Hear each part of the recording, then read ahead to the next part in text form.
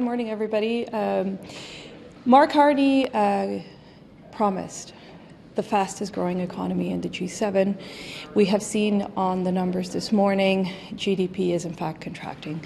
$4 billion contraction in the last quarter, 0.2%, and we have seen now 2 quarters out of the last 3 where we see a GDP contraction. And not only that, we are in fact the only G7 country that is seeing a contraction in the economy in the last quarter.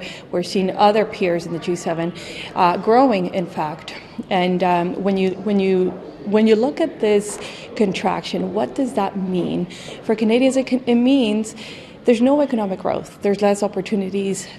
It is no wonder that we see unemployment rising, and we have concentrations among the youth. Opportunities are decreasing for youth. There's hopelessness among youth. And this is also happening in the middle of an affordability crisis. We are seeing food inflation hitting record numbers. We see child poverty also hitting record numbers, where we see 1 in 5 children under the age of 6 living in poverty. And we're not only not improving, we're actually going backwards, because poverty amongst children has increased, has doubled from 2019 to 2023. And in the grand scheme of things, the news of the GDP can be a bit confusing, in that we see some foreign direct investment numbers that came out yesterday, where the headline is, well, we're actually receiving more foreign direct investment.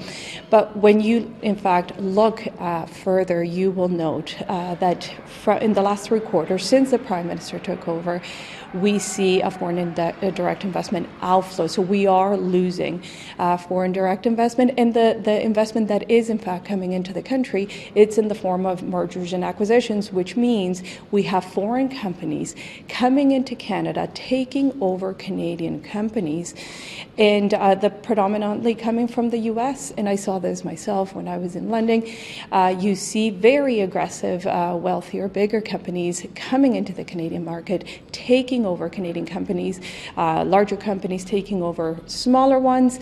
And it is no surprise then to see that in the last 5 quarters, we see more companies shutting down than opening up, and this is a StatsCan fact, and we haven't seen this trend since COVID. So it is deeply concerning. There's a lack of confidence long term in the economy from business owners, from investors. Many of them come into my constituency and say, Sandra, I don't know if I will be here with the doors open in the next 12 months. Again, this was a key promise by Mark Carney in that we would have the fastest growing economy in the G7, and we are seeing the numbers actually, in fact, showing the opposite. Yep. Okay. Thank you. Boulerice, est-ce que vous pensez que l'Inde fait toujours de la répression transnationale au Canada? Je trouve que le gouvernement Carney, en voulant diversifier nos exportations, nous expose à des régimes qui, jusqu'à hier, qu'on considérait comme menaçants pour la sécurité nationale. Est-ce qu'il s'est passé quelque chose en Inde qui justifie ça? Je ne sais pas. OK. Parce que même au gouvernement, on semble dire qu'on a passé à autre chose. Il y a un député libéral qui dit attention, là, il ne faudrait pas tout de suite te tourner la page. Vous pensez quoi? Bien, il y a des gros soupçons qu'il y a un militant sikh qui a été assassiné sur le territoire canadien par une commande du gouvernement indien. On sait qu'il y a probablement de l'ingérence également politique au sein de notre système électoral. Je vois mal pourquoi M. Carney peut revirer ça et écarter ça du revers de la main. Yes. What should Canadians in Iran do if tensions continue to escalate? I'm not sure. Sorry.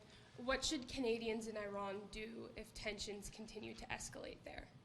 I think the role of Canada in Middle East is to play a role of peace and dialogue. I think we should work with the United Nations and not participate in an escalation that can go to war.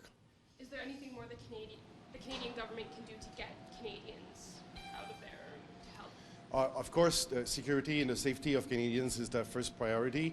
If there's a real threat, I think that our embassy and consulate in the region should contact Canadians there and offer services. Okay, thank you. You're welcome. Merci.